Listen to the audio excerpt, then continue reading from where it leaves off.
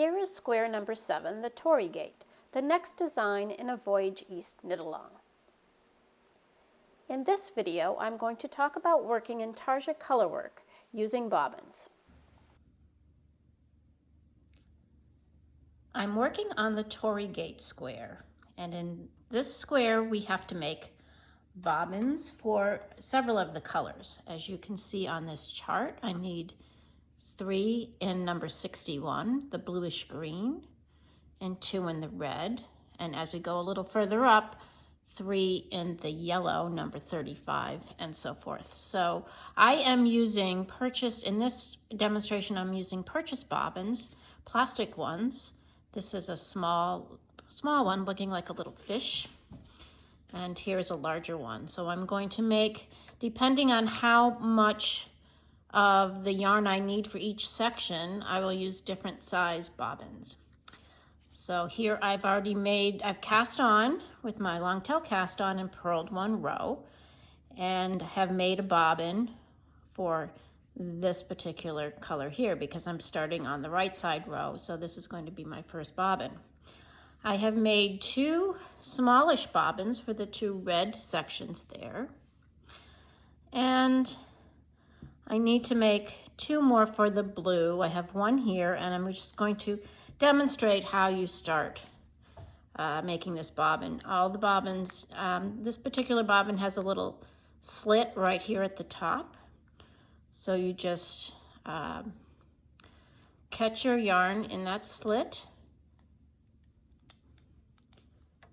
and proceed to wind the yarn around the middle of the bobbin, constantly dragging it through or pulling it through that top slit. You have to pull it a little bit to get it through there. And you just continue to wind it until you have what you think is enough yarn on the bobbin. And you might say, how do you know what is enough? As you're doing these squares, you will kind of figure out a section and how much yarn that takes. I like to put a little more than I think will go on it because you can also use what's left on that bobbin for another project in that same color. So that's the little small one, and I've already have one finished here. And I've tried to make them all about the same size. Then the larger one I'm doing for the yellow because there's a lot more, seems to be a lot more area of color in those 3 sections. And this, I really like this one. This has the slots on both ends. So you want to take your yarn and start winding it in the center through the bottom slit and the top slit. You want to kind of hide that tail there as you're going through. And you continue wrapping it around both sections from top to bottom. I mean, you can go rather quickly until you have the amount of yarn that you think you need for that bobbin.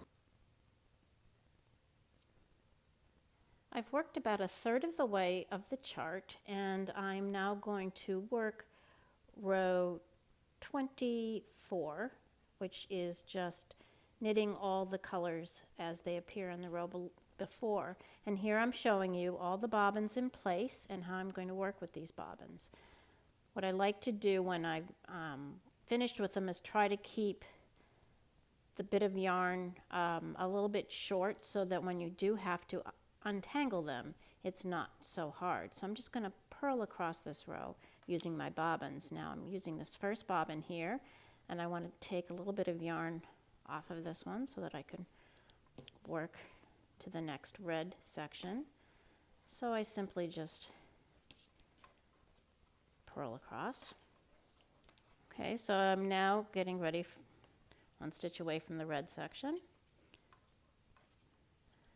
So I want to lay that bobbin down and pick up the red bobbin, and it's right there, right in place.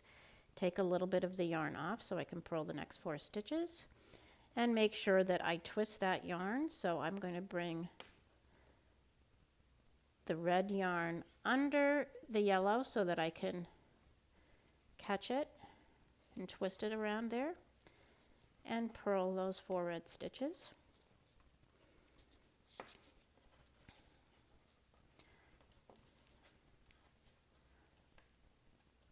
And then keeping that yarn short, don't pull anymore, you don't need it. You're to the next yellow section, so you lay your bobbin down, and here's your next yellow bobbin. Bring the yarn over top of the red and purl the next section. Now, what makes it so easy, here I have to get a little more yarn taken off of this bobbin.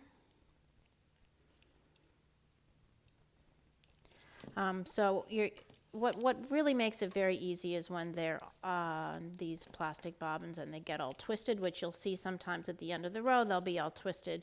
It is so easy to just untwist them. And that's why I really like to work with these plastic bobbins. So this is the basics of working intarsia with bobbins.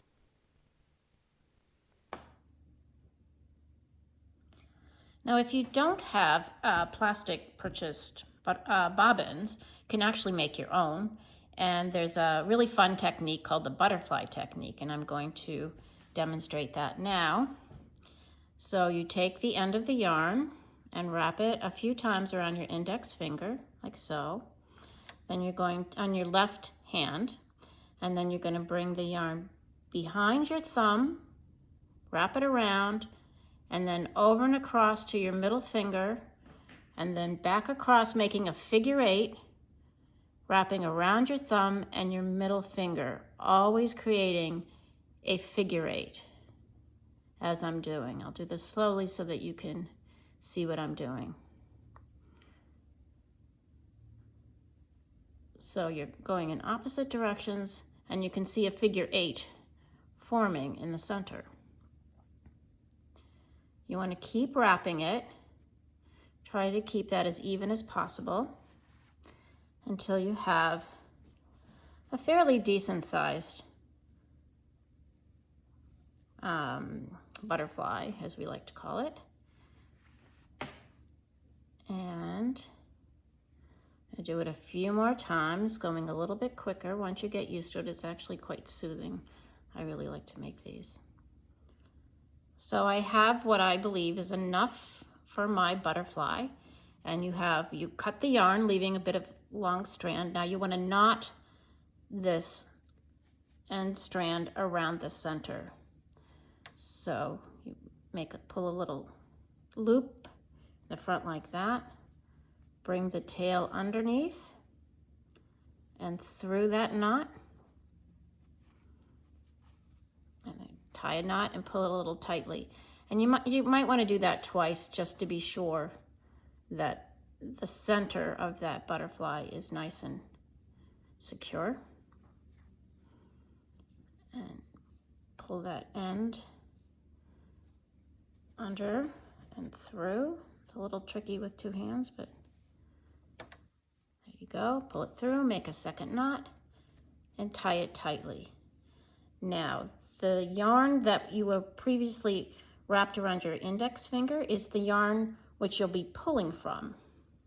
So slip the butterfly off your hands, and there you have, this is the yarn you tied and knotted, and this is the yarn which came from your index finger.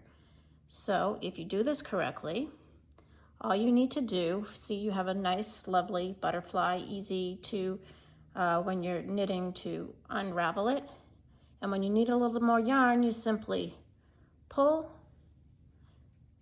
from the center, and because this center is tied tightly, it remains in place, and the yarn just continues to come from your butterfly quite easily, very, very easily. So these are a lot of fun to make. In this video, I have showed you 3 different types of bobbins. The 2 plastic ones here, the little fish, and this long plastic bobbin. We've made our own using these nice butterflies, but there are several other types of bobbins on the market. there are these nifty clear plastic bobbins where you wind the bobbin, you open it up, you open up the top, and you wind it around the center. And these are also great for keeping your yarns to make it easier to untangle your yarns. It's so important to use some type of bobbin when you are doing intarsia, and even if you're doing color work knitting where there are more than 2 colors going across the row. So I hope you enjoyed doing your intarsia squares and using your bobbins.